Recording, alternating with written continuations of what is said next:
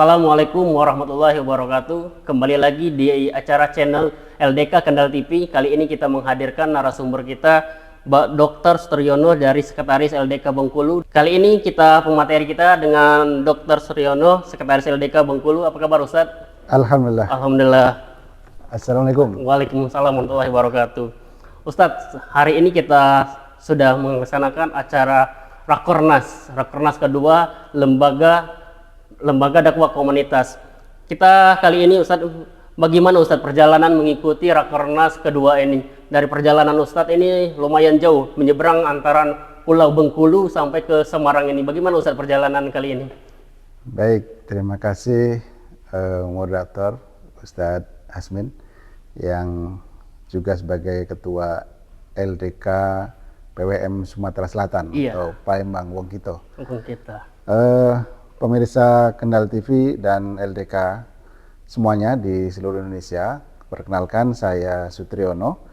Sehari-hari bertugas menjadi Sekretaris LDK PWM Provinsi Bengkulu, dan alhamdulillah kami beserta rombongan dan Pak Ketua LDK juga sampai di Provinsi Jawa Tengah ini dengan selamat. Dan memang perjalanan kami agak lumayan jauh, tapi walaupun demikian karena ini adalah amanah dakwah, maka kami juga dengan tetap bukan terpaksa ya, insya Allah lillahi ta'ala ikhlas kita berangkat dari kota Bengkulu, Provinsi Bengkulu ke Jakarta naik udara, naik pesawat, kemudian dari Jakarta nyambung pindah ke kereta api. Dengan Allah, perjalanan luar biasa ini Ustaz. Iya, alhamdulillah.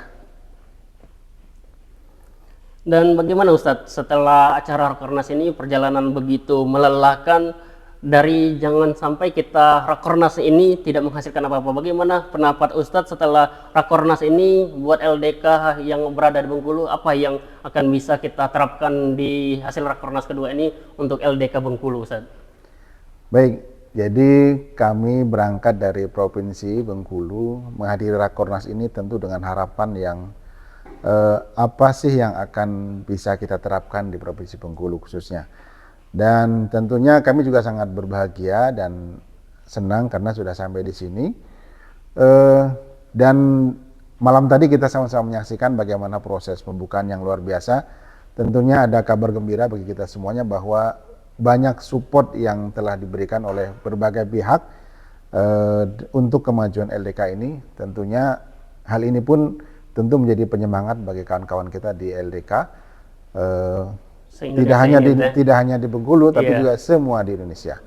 Maka dari itu ya tentu kita malam hari ini dan insya Allah besok kita menunggu apa kira-kira oleh-oleh yang bisa kita bawa dari Rakornas ini, karena kita belum berakhir acaranya. Mudah-mudahan oleh kita tanda kutip ilmunya ya. Ya gitu. Jadi ketika orang bertanya apa sih oleh-olehnya, tentu semangat yang kita bawa dan juga tentu banyak rencana tindak lanjut yang akan kita kerjakan di Bengkulu, dan mungkin juga kawan-kawan dari provinsi lain tentu sudah punya rencana-rencana yang akan dilakukan untuk kedepannya, khususnya tahun 2026 ini. Iya, Ustadz, kalau kita mundur ke belakang, kalau dulu LDK ini lembaga dakwah khusus, sekarang berubah menjadi lembaga dakwah komunitas. Apa yang melatar belakangi LDK Bengkulu sehingga mau membentuk LDK lembaga dakwah komunitas? Apa yang melatari belakangnya? Oke, baik, terima kasih. Jadi sedikit bercerita bagaimana sejarah LDK Bengkulu. Jadi ketika itu tahun awal 2024 gitu ya. Iya, setelah Muktamar. 2024 kami dikumpulkan, besok ada acara TOT di Riau. Nah, dengan Pak Santoso yang luar biasa, panitia di Riau. Itu kita digembleng, dari Bengkulu kita ngutus 10 orang. Wah, luar biasa banyak Ustaz. Iya, ada dari Muko-Muko, ada dari Bengkulu Utara, ada juga dari kota, yang ini mewakili berbagai komunitas. Ada komunitas Panther, ada komunitas tahfiz Quran, ada juga komunitas petani dan sebagainya. Berbagai macam komunitas. Nah, alhamdulillah kita ditempa di sana selama kurang lebih 3 hari kalau tidak salah ya, 3 hari. Dan setelah itu kita pulang ke Bengkulu, maka kita mengadakan konsolidasi. Januari, kemudian akhir 2024 kita ada Silatnas, dan kemudian di awal 2025 kita baru disahkan dengan adanya SK baru, kepengurusan yang juga baru. Dan dari situlah kemudian kita start untuk melaksanakan program kerja di LDK PWM Bengkulu. Iya. Setelah TOT, Ustadz tadi mengatakan ada TOT di Riau. Sekarang bagaimana Ustadz? Peran LDK di Bengkulu itu setelah mengikuti TOT selama 3 hari kata Ustadz tadi di Riau. Bagaimana peran LDK di Bengkulu setelah mengikuti TOT itu? Bagaimana? Apakah sudah mengalami kemajuan pesat sampai Rakornas sekarang ini Ustadz?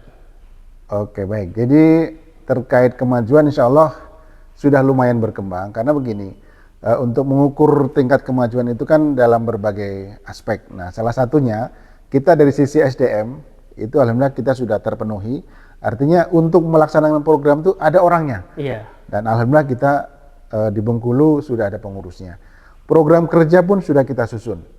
Jadi ketika setelah TOT, kemudian kita mengadakan konsolidasi, dan Silatnas pun kita sudah ikuti, dan kemudian kita mengadakan koordinasi dengan struktur PWM Bengkulu, dan kemudian kita membuat struktur yang baru, dan kita sudah melaksanakan di kurun waktu 2025 kemarin, kita sudah melaksanakan diantaranya adalah melakukan pembinaan komunitas mu'alaf, itu di Bengkulu Utara, kemudian mengadakan semacam silaturahmi, karena ada di Bengkulu itu ada rumah yatim Al-Maun. Iya. Itu ada beberapa anak-anak jalanan yang memang dibina oleh LDK Bengkulu. Dan tapi untuk saat ini ternyata sudah ada yang menghandle-nya. Maka kita akan berubah ke arah yang lain yang belum tersentuh. Di antaranya adalah ke daerah pedalaman, ada di Bengkulu Tengah, dan rencana di akhir sebelum puasa ini kita akan programkan di Kabupaten Seluma. Iya. Nah ini. Iya Ustadz, karena keterbatasan waktu kita permisa LDK Kendal TV ini satu Ustadz, bagaimana pesan sebagai sekretaris LDK Bengkulu, pesan untuk masyarakat, khususnya masyarakat Bengkulu biar LDK makin maju, dan bagaimana pesannya Ustadz untuk masyarakat, khususnya masyarakat Bengkulu dan Indonesia, khususnya permisa di Kendal TV. Baik, terima kasih pemirsa Kendal TV dan seluruh LDK se-Indonesia, bahwa niat untuk berdakwah itu lillahi ta'ala. Maka apapun rintangannya, apapun hambatannya, marilah kita hadapi, karena sungguhnya akhirat itu lebih mulia daripada dunia. Maka dengan niat tulus itu insya Allah kebaikan-kebaikan hal jazaul ihsan, kebaikan-kebaikan yang kita lakukan tentu akan berbalas dengan kebaikan yang Allah balas kepada kita semuanya. Demikian mungkin dari kami, terima kasih. Syukron Ustadz, jadi intinya dakwah ini tergantung niat. Apabila niat kita lillahi ta'ala, maka LDK di mana saja akan terus Allah lindungi. Karena janji Allah, apabila kita melindungi agama Allah, maka Allah akan menjanjikan melindungi kita di dunia ini. Mungkin itu dari kita Ustadz. Syukron kasiron atas kehadirannya di kita di LDK Kendal TV. Semoga ilmu yang Ustadz berikan hari ini bermanfaat bagi permisa LDK Kendal TV. Kita akhiri.